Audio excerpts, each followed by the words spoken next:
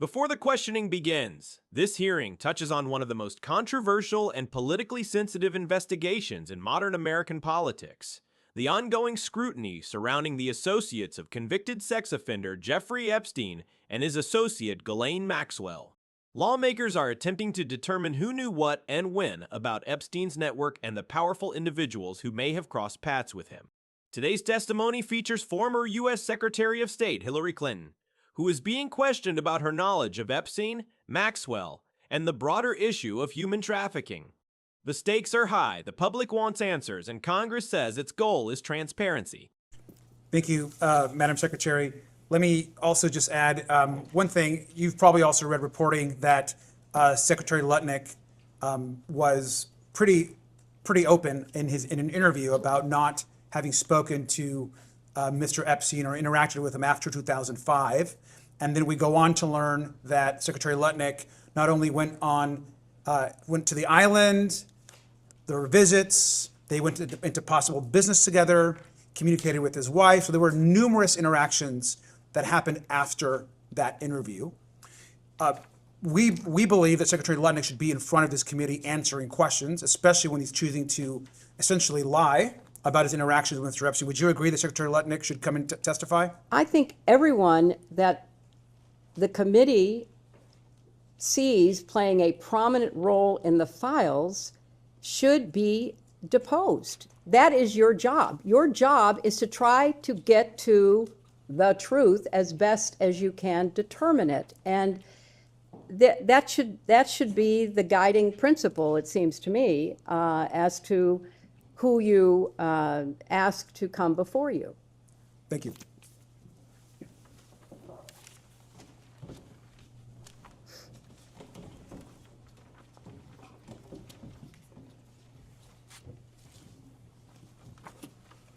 Hello, Congressman. Hello. Thank you, Secretary, for being here today. I'm going to ask you a few questions that might be a little redundant. That's but okay. Just to get on the record.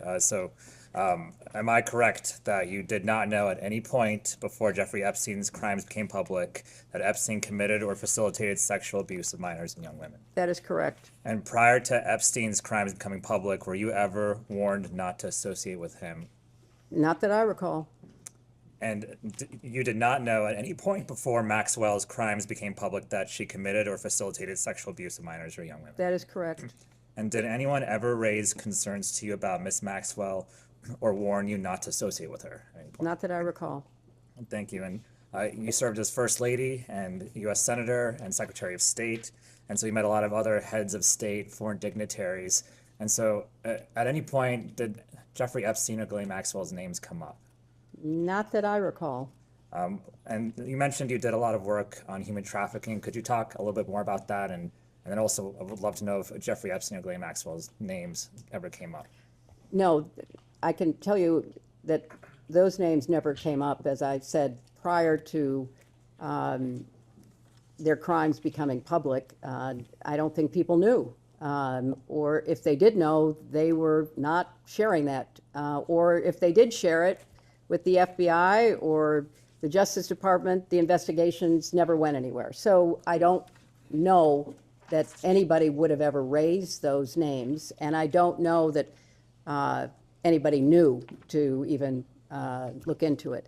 You know, as I said, the whole question of human trafficking, sexual slavery, forced labor, domestic violence, for the longest time were not even considered crimes. And it took a lot of effort on the part of many, many courageous people around the world to raise the visibility of these crimes and to actually change criminal law in many countries. You know, when I spoke in 1995 at the UN World Conference on Women in Beijing, that was one of the issues everyone was struggling with.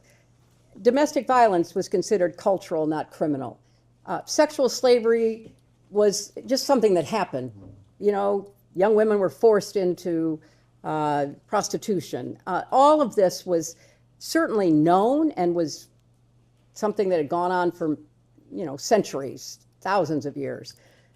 But there became finally enough outrage and organizational impetus to begin to try to change that. And that's what I worked on when I was First Lady, because I really became aware as I traveled to Asia and Africa, even Eastern Europe, particularly after the fall of the Soviet Union, what a big criminal network was operating around the world to traffic people. And obviously we're here focusing on what happened to, girls and women with being sexually abused, but it's also true that people were forced into labor in mines and fishing boats. I mean, this was a phenomenon that finally was getting attention. And we worked very hard to raise visibility. I mentioned the law that was finally passed in our country in 2000. There was also something called the Palermo Protocol, where nations came together to pledge themselves to change laws, to implement enforcement against trafficking. So it's been a long struggle, but we've tried to focus on preventing it, prosecuting it, and protecting the survivors, and we've made progress. But obviously, we're here today talking about crimes that still are happening even in our own country. I know the public wants names to be named, and I know this is a difficult question for you given your lack of a relationship with Epstein or Maxwell, but are there any names that you think we should be talking to at this point that haven't been out there already? I don't know any more than you do as to what's being exposed in the files. I saw where Congressman Massey stood on the floor the other day and said that he named 3 people, as I recall, that should be investigated. But there's a long list of people who may, even if they did not do something themselves wrong, because of their association with Epstein, might have credible information for your committee. What we're hearing here reflects a familiar tension in congressional investigations. Lawmakers are attempting to establish a clear timeline. Whether key political figures had prior knowledge of Epstein's crimes before they became public. Epstein's case has long raised questions about accountability among powerful elites. Over the years, numerous public figures across politics, finance, and entertainment have faced scrutiny for past associations with him, sometimes through social events, flights, or business connections. Yet investigators still struggle to distinguish between casual contact and deeper involvement. This raises a broader question for viewers. Should every public figure who had contact with Epstein be investigated? Or should the focus remain only on those directly implicated in wrongdoing? The answer to that question shapes how Congress conducts hearings like this and how the public interprets them. And final question, you've expressed a desire for this hearing to be public. I just love to hear sort of an explanation for why.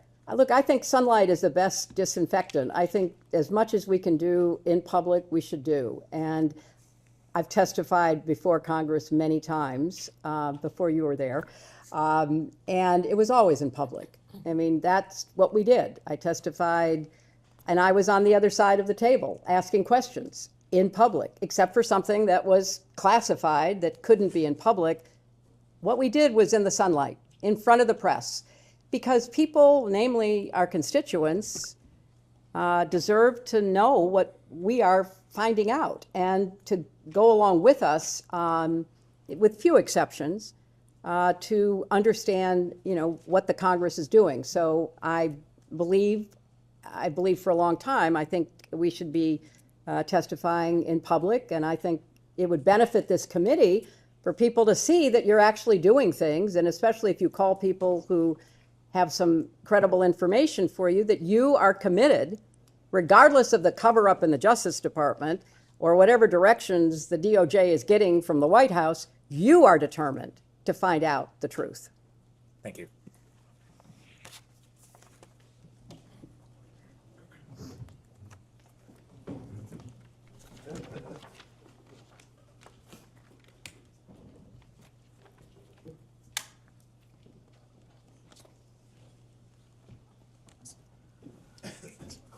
Hello, Congressman. Secretary, how are you? I'm okay. First and foremost, thank you for being here. Thank you. Secondly, as an attorney, I know sometimes things are done differently in DC, but when an agreement is made and our word is given, it should be kept. I agree with that.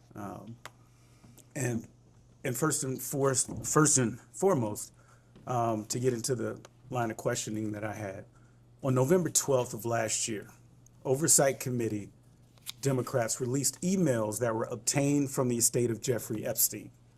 In one email from 2011, Epstein said to Ghislaine Maxwell that President Trump was, quote, that dog that hasn't barked, end of quote, and that an unnamed victim, quote, spent hours at my house with him, end of quote.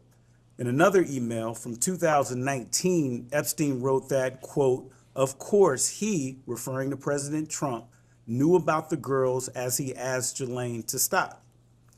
2 days later, President Trump directed Attorney General Pam Bondi to investigate President Clinton and other prominent Democrats in order to distract from his own close ties to Jeffrey Epstein.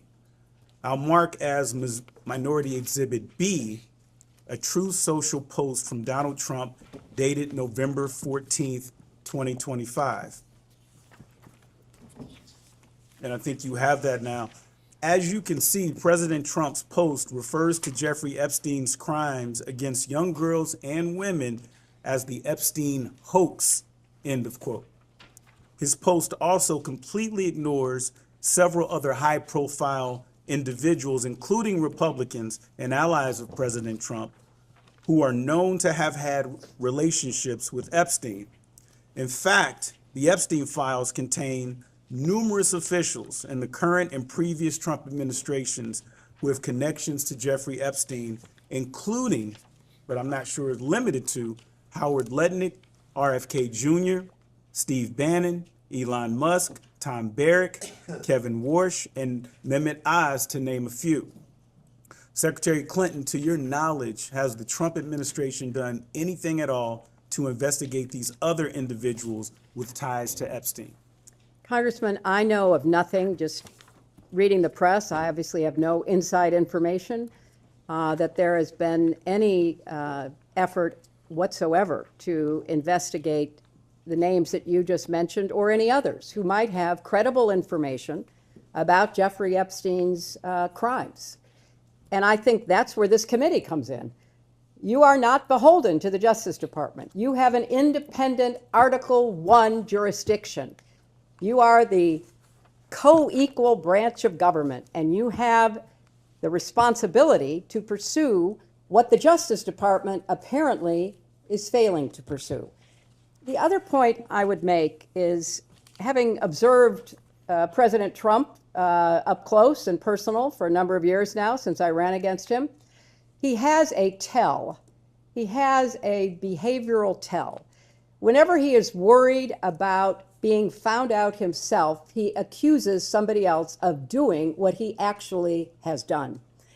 And it's just a pattern with him.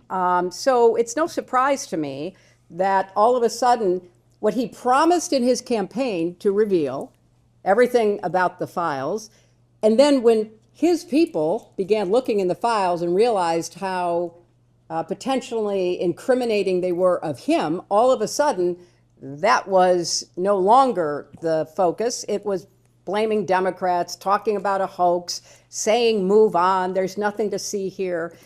That is a typical pattern of President Trump's behavior, which speaks louder than all the words that he speaks and all of the Truth Social posts that he makes. He clearly knows what he did. He knows what others did, because remember, one of the emails that has come out recently is he called the police chief of Palm Beach at the time Epstein was arrested, according to reporting, to say, I'm so glad you got him. I'm so glad you're stopping him. Well, how would he know that? How would he know that? So there is so much to be uncovered here rather than being covered up. And it really, in addition to the specific information that could be gotten and the accountability that could be achieved, it would restore trust. And, you know, the American people are not dumb. They're watching this. They're seeing this. They're following this. And it's just one more example of, us not doing the kind of work that would build trust in finding out, the truth, not just for the victims and survivors, but for the American public. I just have a couple quick questions. Howard Lutnick recently went so far as to lie about his close connections with Jeffrey Epstein, but the truth came out with the release of the files. Secretary Clinton, is Howard Lutnick still employed as the Secretary of Commerce in the Trump administration? So far as I know. Secretary Clinton, in your opinion, why has Donald Trump ignored these other prominent figures who had close ties to Epstein? I can't speculate on that, Congressman. I think it's a worthwhile question to ask, and I think it certainly should be asked by this committee. And lastly, in light of everything, not just what I think was an embarrassing leak earlier, do you believe your deposition today is a good faith exercise? I can't conclude that. I think all the information, such as it is, that I have could have been delivered in a sworn statement, could have been delivered in written interrogatories. So I'm not going to speculate about the committee's intentions here. But, a former member of this committee, someone with whom I doubt I have very much in common, Marjorie Taylor Greene, said that Trump put pressure on Bondi not to release the files. And if I recall, she was one of the votes for the Transparency Act, and she and others, including other members of this committee, were hauled into the White House and taken to the woodshed. And so I believe she may be a source of information about, her own experience, demonstrating clearly that this White House does not want the Justice Department to release the files that might in any way incriminate President Trump. Thank you, Madam Secretary.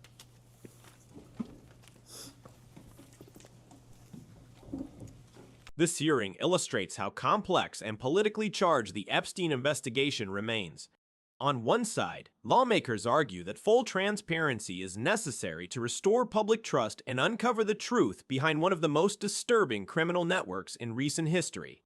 On the other, witnesses often emphasize the limits of what they personally knew before Epstein's crimes became widely known.